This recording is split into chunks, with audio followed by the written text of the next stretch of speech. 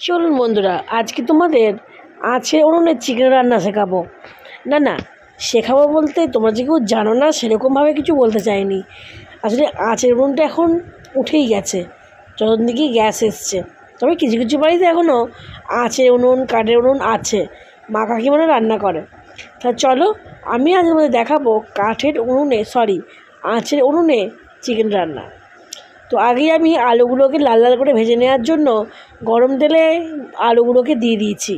আলুগুলোকে লাল করে ভেজে নিয়ে এবার আমি একটা জায়গার মধ্যে তুলেও নিয়েছি। তার মধ্যে দিয়েছি আমি গোটা গরম মশলা আর গোটা জিরে। গোটা জিরে আর গরম মশলাটা একটুখানি ভাজা ভাজা হয়ে গেলে তারপর দিয়ে দেবো আমি পেঁয়াজ কুচি। একটু বেশি লাগবে পেঁয়াজটা, তবে তুমি পরিমাণ অনুযায়ী দিও। যতটা মাংস নিয়ে আসবে ততটা পরিমাণ অনুযায়ী তোমরা পেঁয়াজ কুচিটা দেবে। তো পেঁয়াজটাও এবার আমি লাল লাল করে বেশ ভেজে নেবো। হ্যাঁ, লাল লাল মানে এবার বেরেস্তা করে ফেলো না যেন, একটু হালি হালি রাখবে। কারণ হালি হালি না রাখলে মানে পেঁয়াজটা ঠিক ভালো লাগে না, বেশি মজমজে আবার ভালো লাগে না। আমি যেমন করছি তোমরা তেমন শুধু দেখে নাও। যেসব বোনেরা এখনও পর্যন্ত চিকেন রান্না করতে জানো না তারা আমার রান্না থেকে শিখে নাও। দেখো কি সুন্দর লাল লাল করে ভেজে নিয়েছি, লালও হয়েছে এবং খুব মজমজও কিন্তু হয়নি। এরপরে আমি দেবো আদা আর রসুন বাটা। একসঙ্গে আমি শিলনোড়াতে বেটে নিয়েছি। যেহেতু আমাদের এখনও মিক্সি নেই তাই আমি শিলনোড়াটাই ব্যবহার করি। তো শিলনোড়াতে আদা আর রসুন আমি বেটে নিয়েছি। গোটা জিরে যেহেতু ফোড়ন দিয়েছিলাম তাই গোটা জিরেটা আর বাটিনি। তোমরা যদি মনে করো গোটা জিরে বাটতেও পারো, কোনো সমস্যা নেই এর মধ্যে। তো আমি ভালো করে আবার ভাজা ভাজা করে নিচ্ছি তিনখানা উপকরণ, পেঁয়াজ আদা রসুন। কাঁচা গন্ধটা যতক্ষণে যাচ্ছে ততক্ষণ কিন্তু ভাজতে হবে বন্ধুরা। ভালো করে ভেজে নেওয়ার পর আমি এক এক করে মশলা দেবো। তার আগে দেবো 2-4টে টমেটো। ঘরে বেশি টমেটো ছিল না, 3টের মতো ছিল, তাই 3টেই আমি কুচিয়ে দিয়ে দিয়েছি। আর তার সাইজগুলো দেখুন একদম একটু একটু, আর দুটো দিলে ভালো হতো কিন্তু আমি দিলাম না, মানে নিয়েই দেবো কোত্থেকে। যাই হোক, এবার টমেটোগুলো ভালো করে ভেজে নেবো, বেশ গলিয়ে নেবো কড়ার মধ্যেই। তারপরে মশলা দিয়ে দেবো।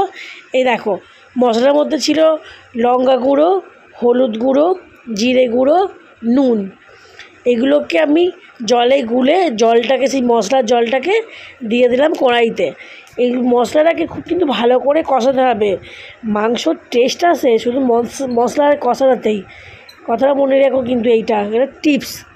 তো ভালো করে আমি কষিয়ে নেবো বেশ ভালো করে, যতক্ষণ তেলটা মানে মশলা থেকে তেল যতক্ষণ ছাড়ছে। দেখো একদম চটপট করে ভালো করে কষিয়ে নিয়েছি। এরপর দিয়ে দেবো আমি চিকেনগুলো কিন্তু আমি খুব সুন্দর করে আগে কল থেকে ধুয়ে নিয়েছি, তারপরে নিয়ে এসে দিলাম মশলার মধ্যে। দিয়ে চিকেনটা দেওয়ার পর আমি খুব ভালো করে কষাবো, প্রায় কী বলবো তোমাদের 15 থেকে 20 মিনিট শুধু মানে কষতে হবে। কেন যতক্ষণ হাড় থেকে মাংস না ছাড়ছে ততক্ষণ কিন্তু কষাবে বন্ধুরা।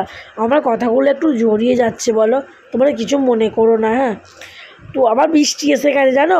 ওরে বাবা রে, ও মা, ছাড়, জামা কাপড়গুলো তোলো নাও, আমাকে যেতে হবে। দাঁড়াও, এই যে বৃষ্টি এসে গেছে, আস্তে আস্তে দেখলাম মা আলুগুলোকে দিয়ে জল ঢেলে দিয়েছে।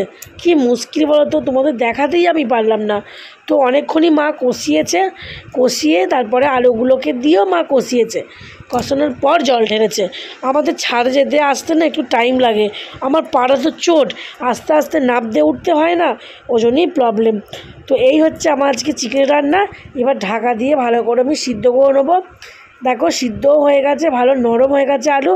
এরপর দেবো বাটা গরম মশলা, মানে গোটা গরম মশলাটাকে শিলনোড়াতে বেটে নিয়েছি। গোটা গরম মশলা বাটা দিলে মাংসর টেস্ট নাকি দ্বিগুণ বেরিয়ে যায়।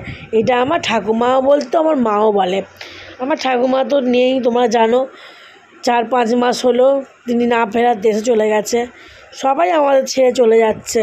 আমার শ্বশুরমশাইও চলে গেল, আমার ঠাকুমা চলে গেল।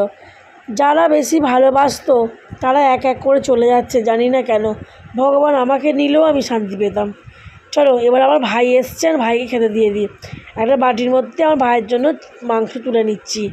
দেখো আমার ভাই এসছে, সে বলে আমাকে কিন্তু দেখাবি না দিদি, আমার বন্ধুরা দেখলে আমাকে খেস্সা করবে। এই চ তোকে তাহলে দেখাবো না, যেহেতু আগের দিন বিয়ে বাড়ি ছিল ওই জন্য আমাকে বলেই দিয়েছিল যে আমি বেশি মাংস খাবো না, আর মাংসটা একটু পাতলা ঝোল ঝোল করবি। তো তোমরা বলো কেমন হয়েছে। ফিরে আসবো নতুন আবার একটা ভিডিও নিয়ে। আজকে আসি, টাটা, সবাই ভালো থেকো।